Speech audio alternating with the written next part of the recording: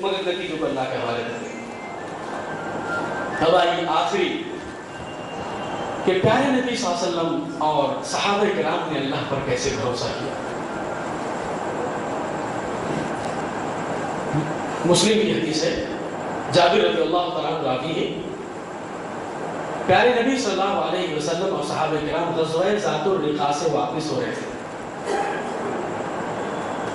دوپہر کا وقت تھا، کڑی دھوپ تھی، قیلولے کے لیے آرام کرنے کے لیے پیارے نبی کو صحابہ کرام نے ایک درخت کے سائے میں چھوڑ دیا۔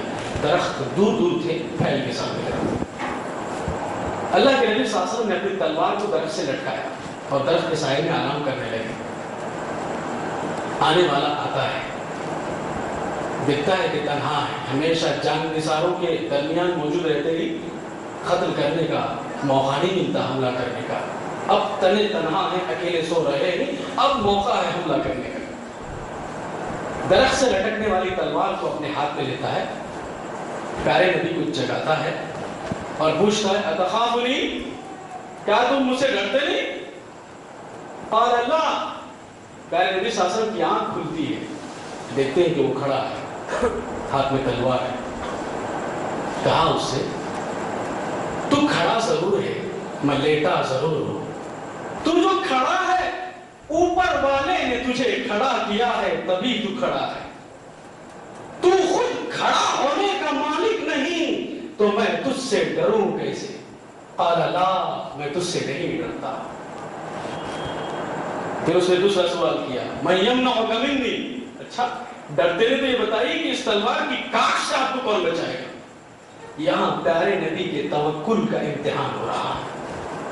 کہا کہ آپ نہتے ہیں، آپ کے پاس کچھ نہیں ہے بچنے کے لیے، میرے پاس ایک تلوار ہے، اس کی کاٹ سے آپ کو کون بچائے گا؟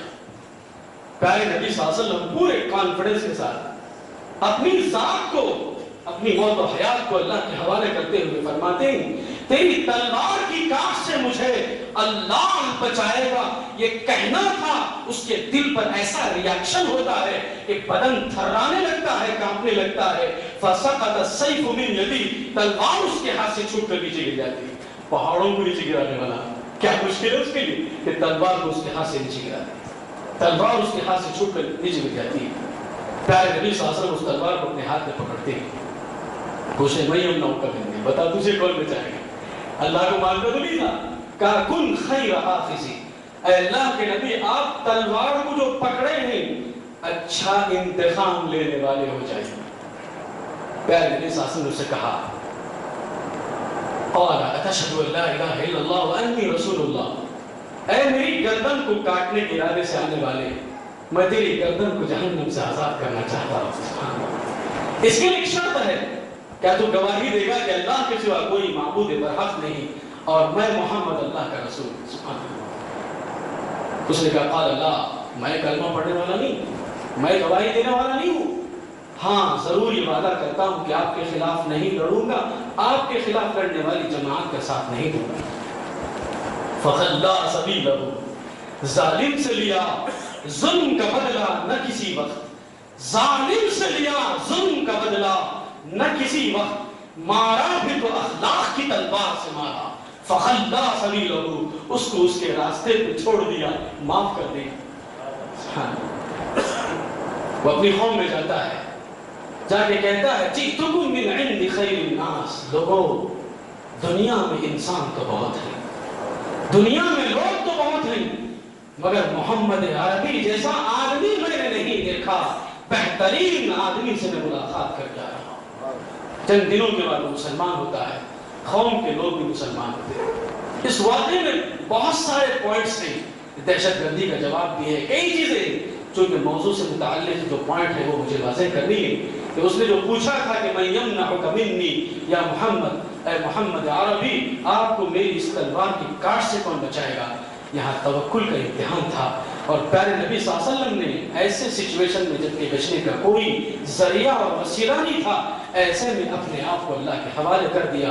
یہی توکل ہے، اور پیارے نبی نے توکل اس طرح سے کیا ہے تاکہ امت بھی توکل کا سبق پیارے نبی سے اسی طرح سے سیکھے۔ ایک اور واقعہ اور آخری واقعہ جو سیرت کے موضوع پر آپ نے سنا ہوگا کہ عرب کے ہٹے کٹے نوجوان مشرکین مکہ سرداران قریش یہ عزم یہ پلاننگ کر کے نکل چکے ہیں تلواروں کو ہاتھوں میں لیے کہ پیارے نبی صلی اللہ علیہ وسلم کا یہ دین تو پھیلنا نہیں رکے گا، یہ تو پھیلتا ہی رہے گا۔ لیکن میرے اور آپ کے پیارے نبی کے بارے میں لوگ کیا سوچا کرتے تھے اور ہمارے بارے میں کیا سوچتے ہیں؟ یہ سب کچھ کریں گے، دین کا کام نہیں کریں گے، پبلک یہی سوچیں گے ہمارے پاس۔ ارے ابھی تک کہاں تھے غیر مسلم، ابھی تک کہاں تھے آپ؟ ارے میرا باپ 4 دن پہلے مرا، آپ آتے اور اسلام پیش کرتے، کلمہ پڑھ لیتا، میرا باپ ہمیشہ کی جہنم سے بچا ہوتا۔ آپ خزانے کے ساتھ میں، آپ خزانے کے ساتھ میں کہاں تھے آپ؟ قرآن کریم امانت تھی ہماری جو آپ کے پاس تھی، آپ نے کیوں نہیں پہنچایا؟ یہ امت سے سوال کرتی ہے انسانیت، بالخصوص غیر مسلم۔ مگر ہمارے اور آپ کے پیارے نبی صلی اللہ علیہ وسلم کے بارے میں لوگ کیا سوچا کرتے تھے کہ یہ محمد عربی یہ تو دین اسلام کی سربلندی کے لیے جان مال لگا چکا ہے، دین کا پھیلنا تو بند نہیں ہوگا، ایک ہی راستہ ہے، دین نہیں پھیلنا ہے تو محمد عربی ہی کو صاف کر دو، یہ ایک ہی راستہ ہے۔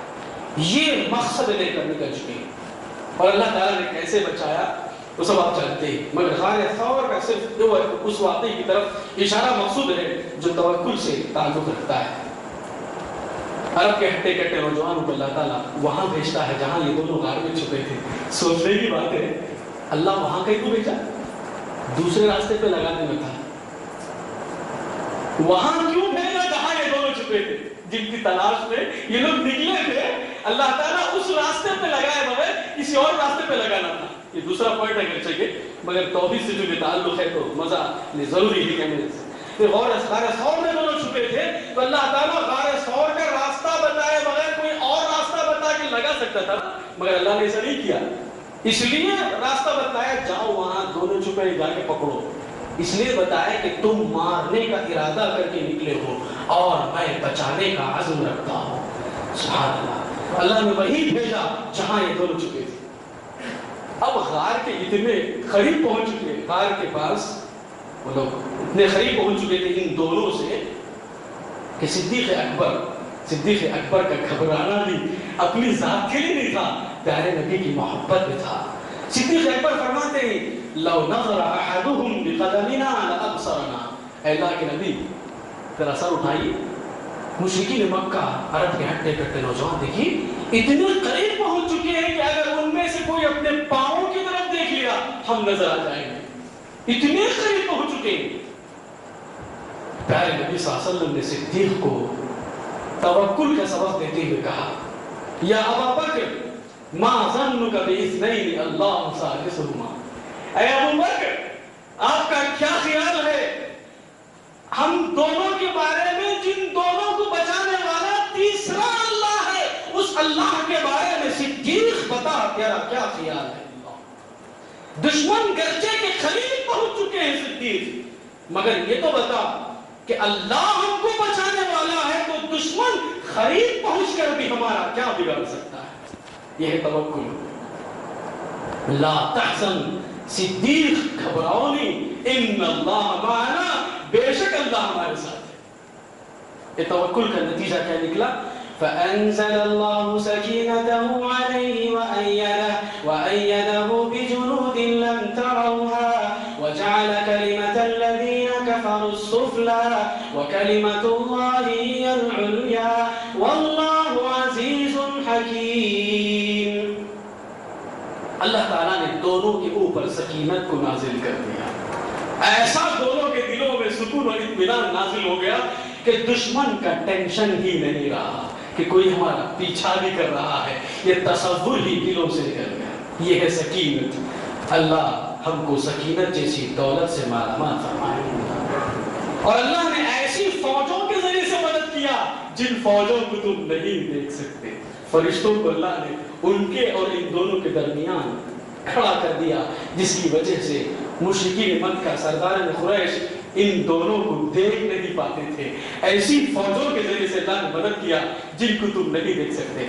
ایسا کر کے اللہ نے کفر اور شرک کے کلمے کو پست اور ذلیل کر دیا، توحید کے کلمے کو بلند کر دیا۔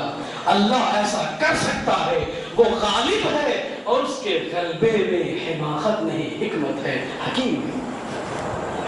سبحان اللہ۔ تو اس طرح سے پیارے نبی صلی اللہ علیہ وسلم نے توکل کیا اور صحابہ کرام کو، صحابہ رسول کو اس طرح توکل کا سبق دیا۔ اللہ تعالیٰ سے دعا ہے کہ اللہ رب العالمین مجھے اور آپ کو اللہ کی ذات پر سارے معاملات میں، بالخصوص اللہ کے دین کے لیے خوب محنت کرنے، جد و جہد کرنے کی اللہ ہمیں توفیق نصیب فرمائے، اور نتیجوں اور رزلٹ اللہ کے حوالے کر دینے کی توفیق نصیب فرمائے۔ اور اللہ تعالیٰ نے پیارے نبی صلی اللہ علیہ وسلم کو اور اہل ایمان کو توکل کا جو حکم دیا ہے اس پر اللہ تعالیٰ مجھے اور آپ کو عمل کرنے کی توفیق عطا فرمائے۔ توکل کے جو فائدے ہیں اللہ ان تمام فائدوں سے ہمیں مالا مال فرمائے۔ پیارے نبی نے اور پیارے نبی کے پیارے صحابہ نے جیسے اللہ پر بھروسہ کیا ویسے بھروسہ کرنے کی توفیق عطا فرمائے۔ وآخر دعوانا ان الحمد للہ رب العالمین، والسلام علیکم ورحمۃ اللہ وبرکاتہ۔